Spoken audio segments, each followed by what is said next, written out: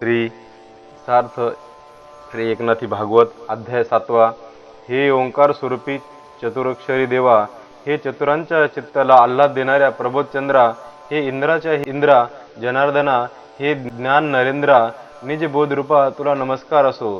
तुझी गोष्ट काढली की तू आतून व बाहेरूनही प्रगट होतोस.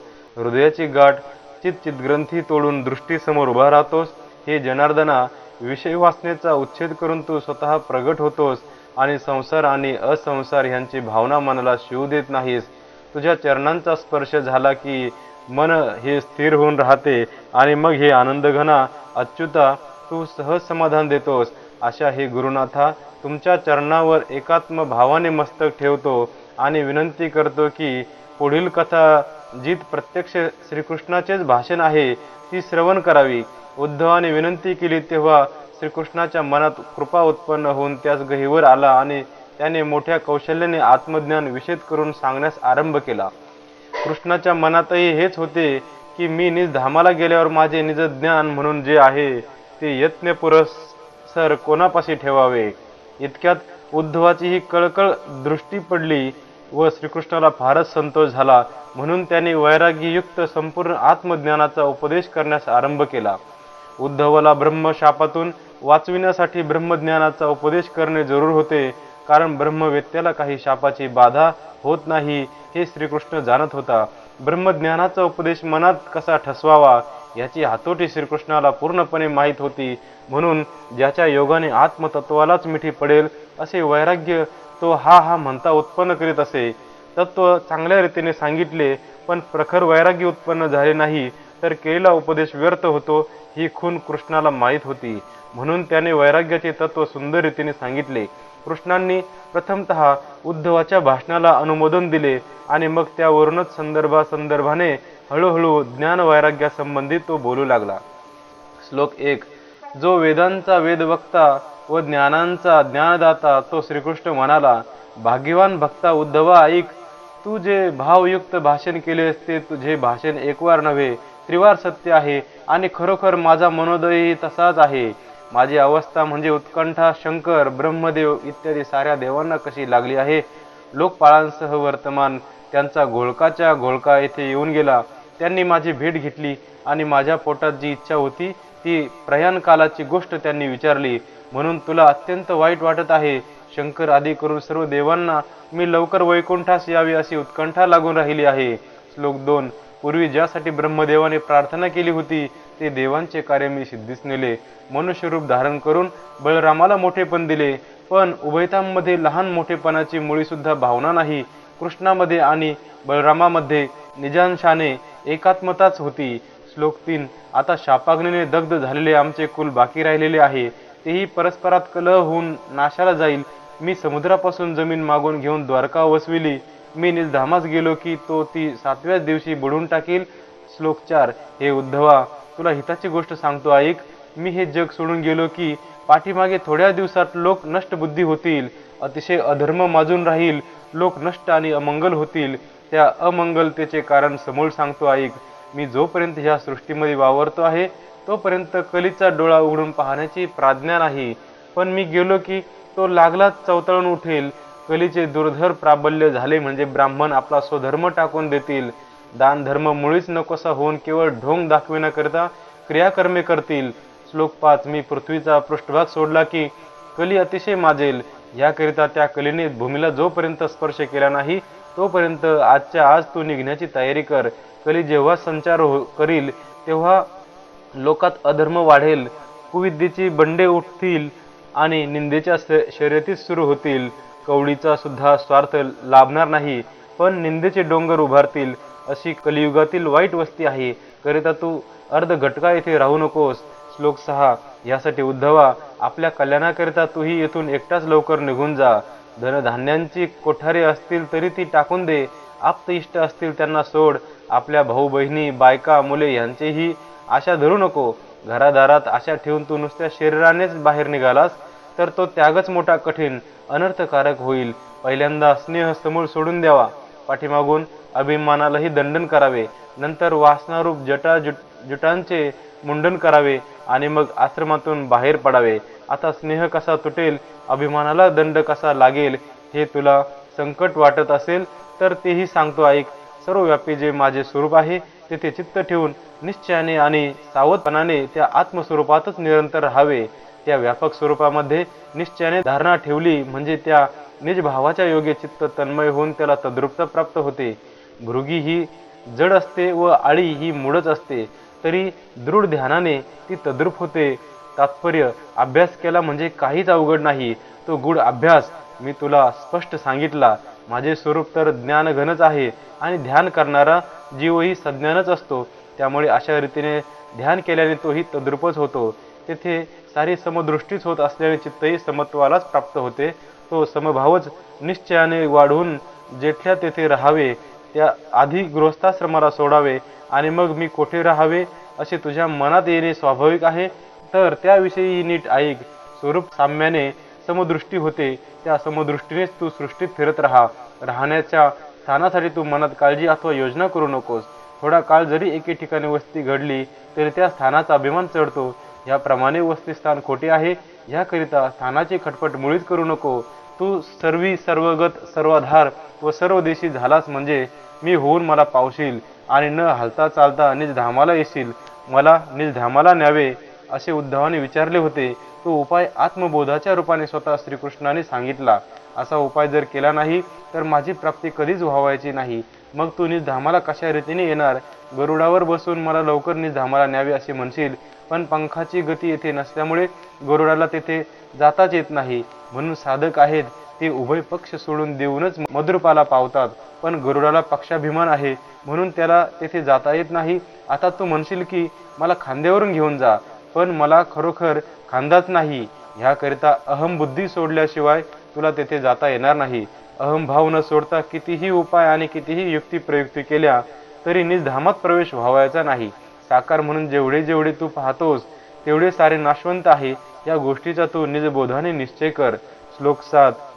दृष्टीने जे जे पाहावे ते ते दृश्यत्वामुळेच नाहीसे होते. कानाला जे जे कळते ते ते शब्दत्वाने लयास जाते. वाणी जे जे बोलते ते ते वितंडवादाने बुडते. म्हणून वेदाने बोलणे सोडून देऊन नेती शब्दानेच तो लाजून गेला. मनाच्या संकल्पाने जे आकलन केले ते कल्पितच होऊन बसले आणि अहंकाराला जे विषय झाले ते विजातीयत्वामुळे फुकट गेले. इंद्रियांना जेवढे गोचर होते तेवढे सारे नश्वर असते. ह्याप्रमाणे नित्यानित्य विचाराने निश्चित केले आहे. पण तो नित्यानित्य विवेक सुद्धा मायिकच आहे हे लक्षात ठेव. मिळून हा सारा लोक मायामयच आहे आणि माया संकल्प सृष्टीच उत्पन्न करते. संसार म्हणून जेवढा तुझ्या दृष्टीस पडतो तेवढा सारा माईक व्यवहार आहे. ह्याप्रमाणे तो खरोखर धैर्याचा निर्धार धरून त्याला ओळख. मनातून पक्के समज. स्वप्नातील राज्य ज्याप्रमाणे केवळ भ्रमाचेच होते असे प्रत्ययास येते त्याप्रमाणे हा सारा संसारातील वैभवाचा विलास माईक आहे. लक्षात ठेव. श्लोक 8. परमात्म्याशी जो विभक्त असतो त्या पुरुषाला अयुक्त असे म्हणतात. आपल्या एकमेवा द्वितीय अद्वैत आत्मस्वरूपाची ओळख विसरल्यामुळे त्याला अनेकत्वाने भेद भासू लागतो. त्या विस्मृतीच्या भरात मिथ्याभेद सत्यत्वाने भासतो आणि भेददृष्टीच्या आवेशात गुणदोष हटकून दिसू लागतात. मुळी जर भेदच नाही तर शुद्ध वस्तूच्या ठिकाणी गुणदोष दिसावा याला जागाच राहत नाही. भेदाच्या जोरानेच गुणदोष दृष्टी उत्पन्न होते व कर्माकर्मांची त्रिपुटी भेददृष्टीमुळेच दृढावते. भेदाने मोठे वाईट केलेले आहे. तो कर्म अकर्म विकर्म जन्म मरणादी धर्म आणि स्वकर्म प्रकाशित करीतो. कर्माने आणि विकर्माने नरक यातना भोगावे लागतात आणि कामनिक कर्माने स्वर्ग प्राप्त होतो. करिता कर्म करूनच कर्ममुक्त होऊन समाधान प्राप्त करून घ्यावे. आता तू म्हणशील की कर्म ते कोणते, अकर्माचे लक्षण काय, विकर्माचा गुण कोणता? तर तेही सारे ऐक. कायाने वाचेने आणि मनाने जे जे काही करावे ते ते कर्म होय आणि सूक्ष्म स्फूर्तीचे जे भान ते कर्माचे मूळ होय. मनात वाणीत किंवा देहात कर्माचे बीज मुळीच उत्पन्न न होणे असे जे अकर्म ते देहाभिमानवंताला कधीच घडणार नाही. जे सर्वतोपरी कर्माहून वेगळे, ज्याला कर्म लावू गेले तरी सुद्धा लागत नाही, जे कर्मठा जोगे नव्हे तेच खरोखर अकर्म होय असे समज. विधी निषेधाची पर्वा न करता जेथे विशेष कर्म वाढते त्याला विकर्म असे म्हणतात. हे मोठे संकटात घालणारे आहे. सर्वसाधारण कर्म असते तेच विकृत होऊन त्यात मोठमोठाले विधिनिषेध उत्पन्न झाले म्हणजे त्याला विकर्म असे म्हणतात. जे विधीला अनुसरून होत नाही ते निषेधाकडे वळते हे उघड आहे. जे आचरित असता चूक होते किंवा त्यात खंड पडतो अथवा त्यात विकलता उत्पन्न होते तेही खरोखर निषिद्धच होय. अशा विकारयुक्त कर्माचे विकर्म ह्या पदाने स्वरूप दाखवून दिले. ह्याप्रमाणे कर्मांचे विभाग तुला स्पष्ट दर्शविले. जीवाची उत्पत्तीच प्रथम अविद्येमुळे झालेली असल्याने त्याची कर्मे ही अविद्यात्मकच होत असतात. आता श्रीधर स्वामींनी केलेल्या व्याख्यानाची युक्तीही सांगतो, ती ऐकून ठेव. जीव हा परम अविद्यायुक्त आहे. नित्यक्रिया हेच त्याचे कर्म, नित्य कर्म न करणे तेच अकर्म आणि निषिद्ध कर्म ते विकर्म होय. अशी भेदानुरूप कर्म विकर्माची त्रिपुटी सृष्टीमध्ये वाढत असते तेव्हा गुणदोष बुद्धीच्या पोटामध्ये भेददृष्टी ही प्रबल होते. ज्याच्या योगाने गुणदोषामध्ये दृष्टी राहते व विधी निषेधांच्या गाठी पडतात तो भेद अभेदामध्ये उत्पन्न तरी कसा होतो असे म्हणशील तर तीही गोष्ट ऐक. पुरुष हा एकी असतो, पण जेव्हा तो मनोरथाच्या पूजेला मानस पूजेला बसतो तेव्हा ध्येय, ध्याता आणि ध्यान यांच्या निमित्ताने भेदाचे वेळ माजवितो. तेथे नाना प्रकारचे उपचार, पूजेच्या साहित्याचा संभार वगैरे कल्पित असतो. ह्याप्रमाणे एकपणामध्येच तो मनस्वी भेद वाढवितो. तेथे ध्येय ते उत्तम म्हणतो आणि ध्याता जो आपण त्याला नीच मानतो. ह्यामुळे ध्यान गौण होऊन गुणदोषांना वाढविते. ध्यानामध्ये विचित्र गुणदोष आहेत. ध्येय आहे ते परमपवित्र म्हणतो आणि आपले आचरण पवित्र नाही म्हणून ध्याता आपण अपवित्र असा होतो. अशा प्रकारे ध्यानाच्या दृष्टीने आपणच आपल्या पोटामध्ये गुणदोषाची त्रिपुटी आणि भेददृष्टी वाढवितो. खरोखर ध्येय, ध्याता आणि ध्यान सारे आपणच असता ते सोडून देऊन गुणदोषांचे स्वरूप मात्र वाढवित बसतो. उद्धवा, ही सारी सृष्टी भेददृष्टीने वाढलेली आहे आणि त्या भेदामुळेच कर्माची त्रिपुटीही त्याच्या मागोमाग वाढली. भेदाचा जिव्हाळा जसा जसा वाढतो किंवा विषयांचे प्रेम जसे जसे वाढते अथवा इंद्रियांचा लळा जसजसा पुरविला जातो तसा तसा संसार हा वाढतच असतो. सापला अमृत पाजले तर फिरून विषच व्हावायचे, त्याप्रमाणे इंद्रियांना जो जो संतोष द्यावा जावे तो तो दुःख मात्र भोगावे लागते. श्लोक 9. ह्याकरिता शहाण्याने इंद्रियांच्या द्वारात विषयाला जाऊच देऊ नये. ज्याप्रमाणे विषात शिजवलेली क्षीर तोंडात सुद्धा न घालता फेकून द्यावायची असते किंवा रसरसलेल्या अमृतफळावर सर्पाने गरळ टाकले असता ती कावळे खात नाहीत, कारण तसे करण्यात आपला घात आहे हे त्यास कळते. त्याचप्रमाणे विषयांचे सेवन करताना मुमुक्षूंना गोडी कशी वाटणार. रात्रंदिवस आणि पावलोपावली त्यात आत्मघात असल्याचे त्यांना दिसत असते. ज्यांना त्यातील आत्मघात दिसत नाही असे विषयी लोकच विषयांचे सेवन करतात. ज्याप्रमाणे सूर्य भर 2 प्रहरी मस्तकावर असतानाही घोबड्याला मध्यान्ह रात्र वाटते, त्याप्रमाणे विषय सेवनाने मुमुक्षूंची स्थिती होते. कारण त्याच्या योगाने जन्ममरण तर चुकत नाहीच, पण उलट त्यांचे आत्मपतन मात्र होते.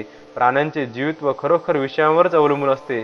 विषयांचा त्याग करून ते कसे जगतील असे म्हणशील तर त्याचाही सुगम मार्ग सांगतो ऐक. इंद्रियांचा विधी नियमाने निग्रह केला असता चित्त शांत होते. ह्याप्रमाणे इंद्रियांचा व मनाचा निग्रह या दोन्ही मार्गाने हा त्याग उत्तमोत्तम व सोपा होतो.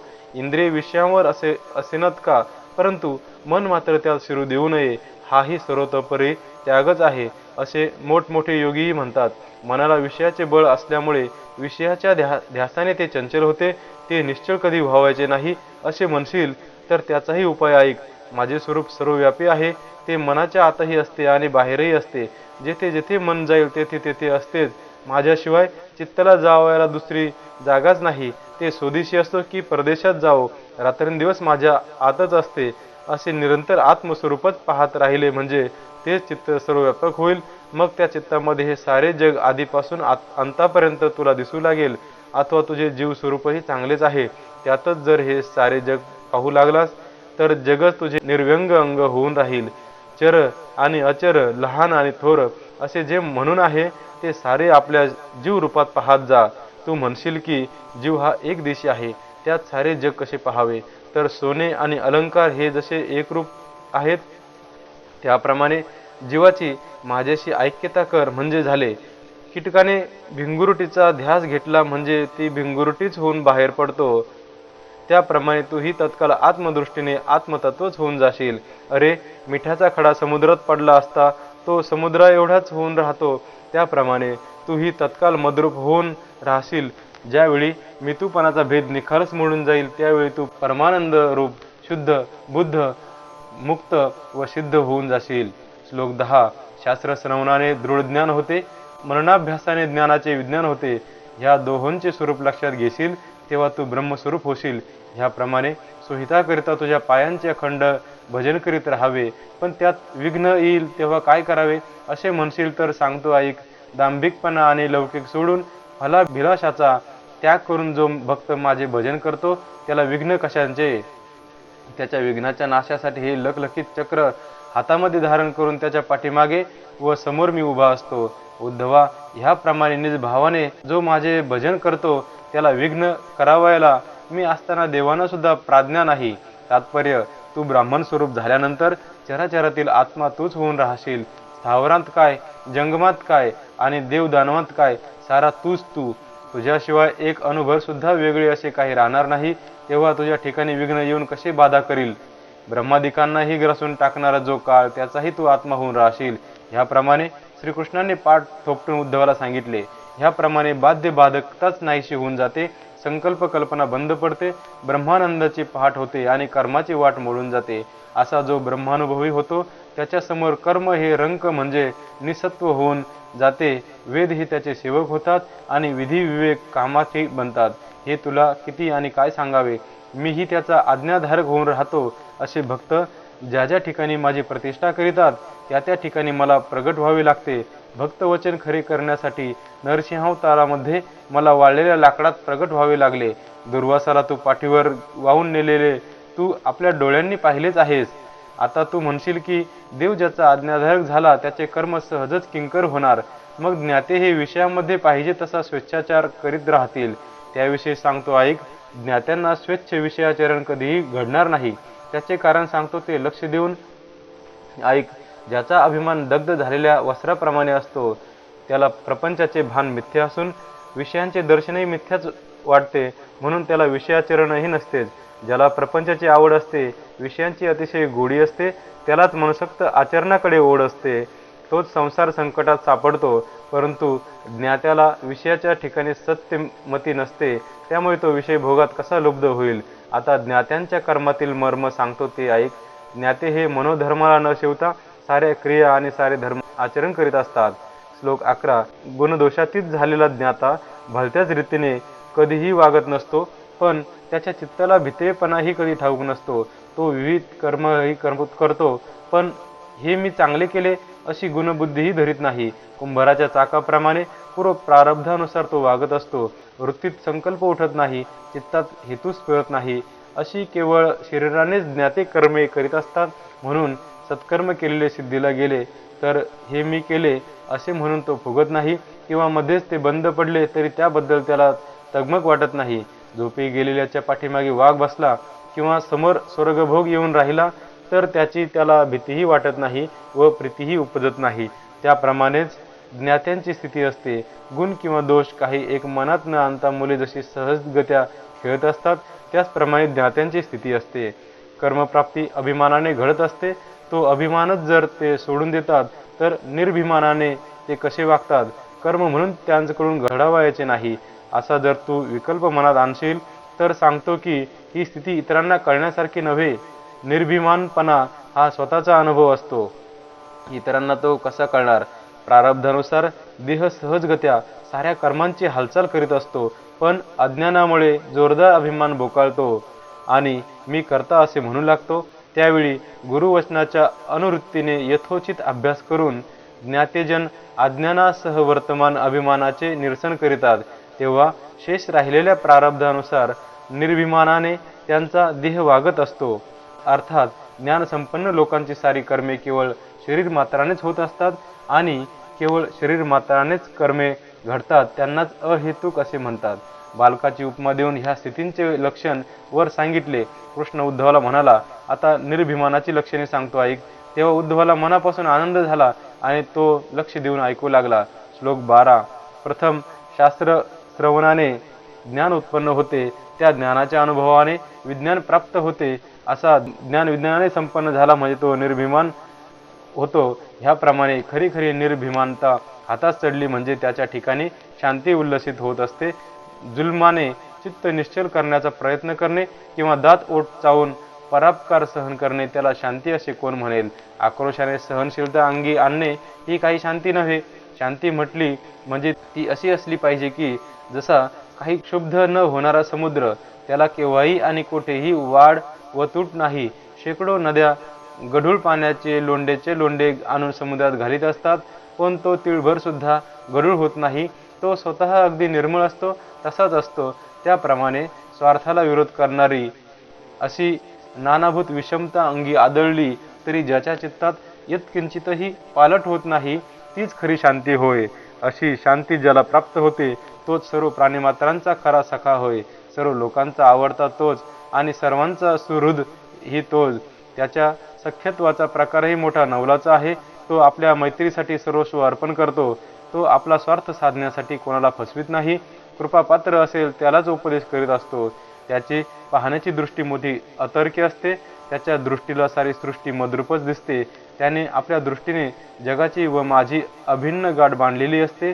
मग तो जिकडे तिकडे पाहतो तिकडे तिकडे त्याला मीच असतो. त्याने जर मला पाहिले नाही तरी त्याने ते न पाहणेही मीच होतो. त्याची पाहणारी जी दृष्टी ती मीच स्वतः होतो. अशी सर्व सृष्टीसह वर्तमान त्याची व माझी एक गट्टी जमून राहते. सारे जगच मी होऊन राहिलो म्हणजे तो व मी हे शब्दच नाहीसे होतात. असा तो स्वतंत्र समदृष्टीच्या योगाने एकात्मतेनेच माझ्यामध्ये राहतो. अशा प्रकारे मनोधर्मच सोडल्यामुळे ज्याला मी सुगम होतो, त्याला पुढे ज्याच्या योगाने दुर्धर दुःख भोगावे लागते, तो जन्म कसा येईल? मातेच्या उदररूपी गुहेमध्ये रजस्वलेच्या रुधिरात पित्याच्या रेतद्वाराने गर्भसंचार होऊन संसाराला आरंभ होतो. आईच्या पोटात असलेले जंतू त्याच्या नाकातोंडात, छातीत व मस्तकात शिरतात. असा तो प्राणी 9 महिने विष्ठामूत्रामध्ये उकडून निघत असतो. जठराग्नीच्या तोंडामध्ये गर्भाचा गोळा द्यावायचा आणि मग तो उकडून उकडून एक एक अवयव बनवायचा. हे नारायणा, ती गर्भातील वेदना आणि तेथल्या नाना प्रकारची यातना नकोत रे नकोत या ऐकूनच मनाला चिळस येते. नंतर साऱ्यांच्या पाठीमागून प्रसूती वायू म्हणून तो उठतो. त्याने तर साऱ्या अंगाला विंचवाप्रमाणे वेदना उठतात आणि मोठ्या संकटाने योनीतून देहाचा जन्म होतो. असा जो अपवित्र जन्म तो त्या उत्तम पुरुषांना कधीच प्राप्त होत नाही. ज्यांनी निजधाम प्राप्त करून घेतलेले असते ते समदृष्टीच्या योगाने स्वतः पुरुषोत्तम स्वरूपच होतात. त्यांच्या मागे पुढे मीच असल्यावर त्यांना जन्माच्या गोष्टी कशाच्या ते कळीकाळाचीही पर्वा न करता तत्काल मत स्वरूपाला येऊन पोचतात. जेथे जन्मच नाहीसा झालेला असतो तेथे मृत्यूही रिकाम्या हाताने परत जातो. अशा प्रकारे माझे भक्त माझे भजन करून त्या भजनाच्या बळानेच मला पावतात. इतके बोलून कृष्णाने उद्धवाची पाठ थोपटली आणि म्हटले, चल उठ उठ लवकर, हीच युक्ती साध्य कर, म्हणजे हिनेच जन्माची यातायात चुकेल. मेघाच्या तोंडातून आलेले उदक चातक ज्याप्रमाणे वरच्यावर झेलून घेतो त्याप्रमाणेच कृष्णाच्या भाषणालाही उद्धवाने तोंड पसरले. किंवा चंद्रकिरणासाठी चकोर ज्याप्रमाणे अगदी उतावळे होतात त्याप्रमाणेच हरीच्या भाषणावर उद्धवाचीही अतिशय आवड दिसू लागली. किंवा पिले पक्षिणीला पाहताच चाऱ्याची वेळ झाली हे जाणून त्याप्रमाणे घरट्यातून पुढे सरून आपली कोवळी तोंडे पसरतात. त्याप्रमाणे कृष्णाचे मुख पाहून उद्धवाला अत्यंत आनंद झाला आणि पहा तो कानाच्याच मुखाने कृष्णामृत प्राशन करू लागला. श्लोक 13. शुकाचार्य म्हणतात, हे परीक्षिती, भगवंताला कृपाच उत्पन्न झाली म्हणून त्याने आपल्या महान भक्ताला आत्मज्ञानाचा उपदेश केला. ती ऐकून उद्धवाची ऐकण्याची हाव वाढली. ह्यावरून श्रीकृष्णाचे हे ज्ञानयुक्त भाषण किती अपूर्व होते ते पहा. श्रीकृष्णाने स्वमुखानेच आपले हृदगत सांगितलेले ते निरूपण अत्यंत गोड, त्यामुळे ऐकण्याची इच्छा मनामध्ये वाढली. पण देवाची भीड मोडवली नाही. प्रेमाने उद्धवाचे चित्त सद्गदित झाले. त्याने त्यास साष्टांग दंडवत घातला आणि तो प्रेमळ भक्त त्याला विचारू लागला. श्लोक 14. उद्धव म्हणाला, हे योग्यांच्या योगी राजा, तू श्रीपती योग्यांचा ठेवा आहेस. तू योगाची साक्षात मूर्ती असून योगानेच तू प्रगट होतोस. साऱ्या योगांची उत्पत्ती तुझ्यापासून. आता मला मोक्ष लाभावा म्हणून तू त्यागाचे व संन्यासाचे लक्षण सांगितलेस, पण हा त्याग अतिशय कठीण व परम दारुण आहे. श्लोक 15. ह्या त्यागाची रीत पाहिली तर ती श्रीकृष्णा मला सुद्धा अत्यंत दुर्घट वाटते. मग इतरांची त्यात गती कशी होईल हे श्रीकृष्णा, ज्यांच्या चित्तामध्ये काम आहे, ज्यांची बुद्धी विषयात आसक्त झालेली आहे, त्यांना हा त्याग कधीच घडावायचा नाही. तुझी कृपा जोपर्यंत झालेली नाही तोपर्यंत हा त्याग अभक्तांच्या हातून कसा घडणार? देवाने जो त्याग सांगितला तो सर्वांना होण्यासारखा नाही. अहो, काय चमत्कार सांगावा! तू सर्वात्मा प्रत्यक्ष हृदयात असता त्या तुझ्या चित्त शिरत नाही आणि ते विषयात गुंतून पडते. असे प्रपंचात आसक्त झालेले असल्यामुळे अभक्त तुझ्याशी उन्मुख होतात. त्यांना खरोखर त्याग व्हावायचाच नाही, कारण सदा सर्वकाळ त्यांचे चित्त दूषित झालेले असते. श्रीकृष्णा, त्याग का होत नाही असे म्हणशील तर तेही सांगतो ऐक. त्याग करण्यामध्ये कठीण काय आहे तेही तुझ्यापाशी कथन करतो. श्लोक 16. तुझी माया ही विचित्र उपाधी आहे. ती शरीरामध्ये आत्मबुद्धी उत्पन्न करते आणि शरीरासंबंधी जेवढे काही आहे ते सारे आत्मीय म्हणजे आपले आहे असे भासविते. ह्याप्रमाणे विपरीत भावना वाढून गेली आहे. मी आणि माझे हेच माजून राहिल्यामुळे बुद्धी विचारशून्य होऊन घरादारावर अतिशय आसक्ती जडते. त्यामुळे त्याग हा अवघड होऊन हसतो. ती बुद्धी निर्मळ होईल, अनायासाने आत्मरूप स्वरूप आकलन होईल, अशी देवाने कृपा केली पाहिजे, तरच दास तरून जातील. हे पुरुषोत्तमा श्रीकृष्णा, हे आत्मारामा, ह्या आमच्यासारख्या आपल्या दासांना संसाराच्या यातनेतून मुक्त कर. हे श्रीकृष्णा, तुला सोडून हे दुसऱ्या कोणाला विचारावयास जाणे माझ्या मनात आवडत नाही, कारण साऱ्यांना विषयांनी ग्रसून सोडले आहे. श्लोक 17. ब्रह्मदेवाला विचारावयाला जावे तर तो सृष्टी उत्पन्न करण्यामध्ये गुंतलेला, रात्रंदिवस प्रजा उत्पन्न कशी करावी हीच त्याला वंचना. जो आपल्या अंगच्या स्वभाव धर्माप्रमाणे सदा सर्वदा संसार वाढवित असतो, तो संसाराला तोडविणार कसा? आपण केलेले तो कधीच बुडविणार नाही.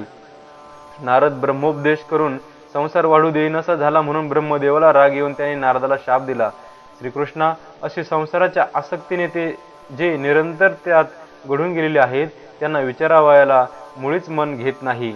बरे, ऋषींना विचारावयास जावे तर ते सदा सर्वकाल समताभिमानी आपलेच मत स्थापन करू पाहतात आणि त्यांच्या विरुद्ध जरा कोणी बोलले की त्याला शाप देतात. मनात द्रव्याचा अभिलाष धरून जे शिष्यांना उपदेश देतात त्यांच्या मनातच विषय असल्यामुळे तो उपदेश म्हणजे पोट भरण्याचे एक साधन होय. गुरुलाच जर विषयासक्ती तर शिष्याला विरक्ती येणार कोठून? अशाला जे विचारावयाला जातात ते स्वार्थाला मुक्तात. तू सत्यस्वरूप स्वयंप्रकाश सर्वात्मा व अविनाशी असा असल्यामुळे युक्तिप्रयुक्तीने उपदेश कसा करावा व विकल्पाचा निराश कसा करून टाकावा हे तू जाणतोस. हे श्रीकृष्णनाथा, ब्रह्मज्ञानाचा उपदेश करण्यास समर्थ असा तुझ्याशिवाय मला त्रिभुवनात कोणी दिसत नाही. अशा प्रकारे कृष्णा, खरोखर आत्मा असा तूच आहेस. आत्मज्ञान देणाराही तूच, आत्मबोधामध्ये स्थिर करणाराही एक तूच आहेस. श्लोक 18. यादव श्रेष्ठा, तू नित्य शुद्ध आणि पवित्र मूर्ती आहेस, म्हणून तुला मायामोह शिवत नाही आणि म्हणून तू पवित्र आहेस अशी तुझी लोक कीर्ती गातात. गोपांच्या उच्छिष्ट घासाने ज्याची पवित्रता भंग पावली नाही, उलट त्या उच्छिष्ट घासानेच गवळ्यांची पोरे तू तारलीस. पुतणीला प्राणासह वर्तमान शोषून घेतलेस तरी तुझी पवित्रता कमी झाली नाही, कारण त्यामुळेच तिचा उद्धार झाला, अर्थात दोषच दोषांना तारक झाले. कालिया सर्पाचे मर्दन करून त्याचा अभिमान नाहीसा केलास तरी पवित्रता मोडली नाहीच, त्याला निर्विष करून त्याचा उद्धार केलास. रजक हा जातीने अत्यंत हीन, तो अधपातात जावयाचा, पण त्याला मारून पुनीत करून सायुज्य मुक्तीला पात्र केलेस. गोपींशी निंद्य भासणारे कर्म करूनच त्यांना निष्काम करून सोडलेस, त्यामुळे त्या अत्यंत पवित्र होऊन सायुज्य सदनाला गेल्या. सुकर्म असो की कुकर्म असो करीत असता पवित्रता निर्भीड राहते. म्हणूनच म्हणजे अकर्तात्मबोधामुळेच तुला पुरुषोत्तम हे नाम पडले आहे. त्रिगुणांमध्ये जो सापडतो त्याला ते गुण जखडून टाकतात, पण त्या गुणाचा तुझ्यामध्ये अंतच होऊन जातो. म्हणून तू सर्वथा अनंत आहेस. देशाच्याने किंवा कालाच्याने तुला काही मर्यादा घालवत नाही, म्हणून तू अनंत व अपार आहेस. श्रुतींना सुद्धा तुझा पार लागत नाही. तुला मी काय विनंती करावी आणि किती म्हणून काकुळतीला यावे? तू हृदयस्थ ज्ञानमूर्ती आहेस, त्यामुळे साऱ्या त्रैलोक्यात जाणता असा काय तो तूच एक. ज्ञान अज्ञान ह्या मायाशक्ती ह्या साऱ्या ईश्वराधीन आहेत, पण त्या ईश्वराची ही ईश्वरमूर्ती तू आहेस. हे श्रीकृष्णा, ही तुझी कीर्ती सत्य आहे. हे श्रीकृष्णनाथा, सर्वांचा नियंता, सर्व करून अकर्ता व सर्व भोगून अभोगता असा ईश्वर तूच एक आहेस.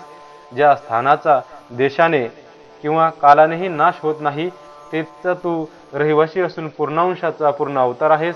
नराचे तू अविनाश स्थान आहेस, म्हणून तुला नारायण असे म्हणतात. तुझ्यामुळेच जीवाचे चरणवरण होते, सर्वांचे चालक पण तुझ्यापाशी आहे. अशा प्रकारचा तू स्वतः ईश्वर असून नराचा खास नारायण आहेस. तूच युद्धाच्या प्रसंगी अर्जुनाला ब्रह्मज्ञान दिलेस. भयंकर रणसंग्रामात एकमेकांचा जीव घेण्याकरिता पाऊल पुढे करून राहिलेल्या प्रसंगी आपला सखा जो अर्जुन, त्याला ब्रह्मज्ञान सांगितलेस. तू नारायण असा कृपाळू असल्यामुळे मी तुला शरण आलो आहे. आदिभौतिक, आध्यात्मिक व आदिदैविक ह्या त्रिविध तापांनी मी तप्त झालो आहे. हा संसार भयंकर दुःखाने युक्त आहे. संसार म्हणजे एक अंधारी विहीर आहे. तीत काम क्रोधादी महादुष्ट सर्प आहेत. निंदा व स्पर्धा हे काटे तीत पसरले आहेत. अशा दुःखात मी पडलो आहे. तेथे पडल्यामुळे ब्रह्मोपदेशाचा पोटात शीळ उठून त्याने मी तळमळत आहे. त्यातून बाहेर निघावायला आपल्या बुद्धीला तर मुळीच उपाय सुचत नाही. ह्याकरिता हे कृपानिधे, हे दयाळा, मला आत्मज्ञानाचा बोध करून तू वर काढ. श्लोक 19. अंगात भूतांचा संचार झाला म्हणजे तो मनुष्य अचा वचा बडबडत सुटतो. त्याला पाहून पंचाक्षरी अक्षता मंत्रून त्याच्यावर टाकतो. त्याप्रमाणे पंचमहाभूतांचा संचार अगोदरच झाला होता. त्यात कृष्ण वियोग रूप संबंध अंगात शिरल्यामुळे उद्धव लेकरू अगदी झडपून गेले. तेव्हा उद्धवाला झपाटा झाल्याचे निमित्त करून लोकांमध्ये जो अहम नावाचा म्हसोबा शिरला होता, त्याला काढून टाकण्यासाठी कृष्णरूप पंचाक्षरी निघाला. त्या अहम महिषासुराला काढून टाकण्यासाठी यदू अवधूत संवाद कथेच्या मंत्राक्षता मंत्रून श्रीकृष्ण त्या भूताला झाडीत आहे. श्रीकृष्ण उद्धवाला म्हणाला, आता तू आपले मन सावध कर. या मृत्यू लोकाला येऊन आपला उद्धार करून घेतला पाहिजे. खरे पाहू गेले असता ह्या परमार्थाला माता पिता सहाय्य करू शकत नाहीत. पुत्रबंधू, कन्या किंवा कांता ही कधीच सहाय्य होत नाहीत. परमार्थाला व्याही सहाय्य होत नाही. शेवटी जावईही सहाय्य करीत नाही. तर जो आपल्या देहात राहून विवेक करीत असतो तोच आपल्याला सहाय्य होतो. मुमुक्षु मार्गातील तत्व विचार करणारे सज्ञान लोक कार्यकारणाचा विचार करून आपल्याच बुद्धीने हा संसार तरून जात असतात. नित्य कोणते व अनित्य कोणते ह्याचा विचार करून त्यागाच्या द्वारे अनित्याला सोडून देतात आणि नित्य असते त्याचा स्वहितासाठी मोठ्या संतोषाने व स्वेच्छेने अंगीकार करतात. नित्यत्वाने जे शिल्लक राहते तेच माझे चिद्घन स्वरूप होय, हे लक्षात ठेव.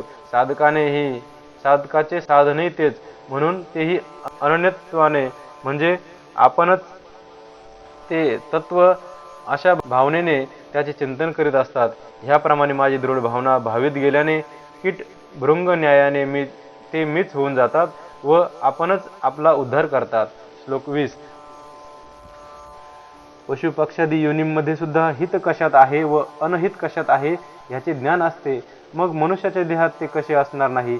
ते सहज पुरद्रूप असते, हे लक्षात ठेव. मी देहाने जे कर्म करतो त्याने तरेन किंवा नाही हे ज्याला त्याला आपापल्या ठिकाणी स्फूर्तीच्या रूपाने कळतच असते. अशुभ वासना सोडून देऊन जो विषयाची कल्पनाही मनात आणत नाही तो आपणच गुरु होऊन नरकाची यातना चुकवितो, हे लक्षात ठेव. जो गर्भावस्था व जन्म ह्यांना कंटाळतो, मरण्याचा ज्याला उभग येतो, जन्म मृत्यूच्या नाशाविषयी ज्याच्या मनाला तळमळ लागून राहते, स्त्री पुरुषांविषयी ज्याच्या मनात मोह वसत नाही, आयुष्य काळाने ग्रासले तरी आपले खरे हित अजून कशातच दिसत नाही, अशा विचाराने त्याला रात्रंदिवस झोप नसते. विचार कर की तुझ्याच देखत तुझी बाल्यावस्था काळाने ग्रासून टाकली, तारुण्याचे शिखर त्याने गिळून सोडले आणि तो वार्धक्याभोवती घिरट्या घालीत आहे. वार्धक्य म्हणजे केवळ जाळे आहे, पण त्याच्याही मागे काळ लागलाच आहे. आयुष्य हे अशा प्रकारे झपाट्याने व्यर्थ जात आहे. हा आपला घात जगाला कळत नाही. क्षणोक्षणी काळ व्यर्थ चाललेला आहे. परमार्थाचे साधन तर काहीच होत नाही. त्यामुळे जन्ममरणाचा भोवरा हा अनर्थ पुढे दिसत असतो. स्वर्ग, नरक, कर्म व ब्रह्म या चारही गोष्टी मनुष्यत्वामुळे प्राप्त होत असतात. ह्याकरिता पापकर्म सोडून देऊन मोक्ष धर्माचाच स्वीकार केला पाहिजे. अरे रे, नरदेह हा मोक्षाचा वांटा असून तो व्यर्थ जात आहे ना, ही गोष्ट त्याला शल्ल्यासारखी हृदयात चलते, म्हणून तो विषय व्यापार विसरून जातो. अनित्यपणाच्या प्रत्यक्ष लक्षणानेच संसार हा नाशवंत असल्याचे दिसून येते, म्हणून तो त्यात आसक्त होत नाही. ह्या मृत्यूलोकाच्या भोगाविषयी तो विरक्त होतो. ह्याचप्रमाणे परलोकाच्या सुखाचेही अनुमान बांधून तेही नश्वरच आहे, त्यातही पतनच आहे, हे लक्षात आणून त्याचाही मनाला स्पर्श होऊ देत नाही.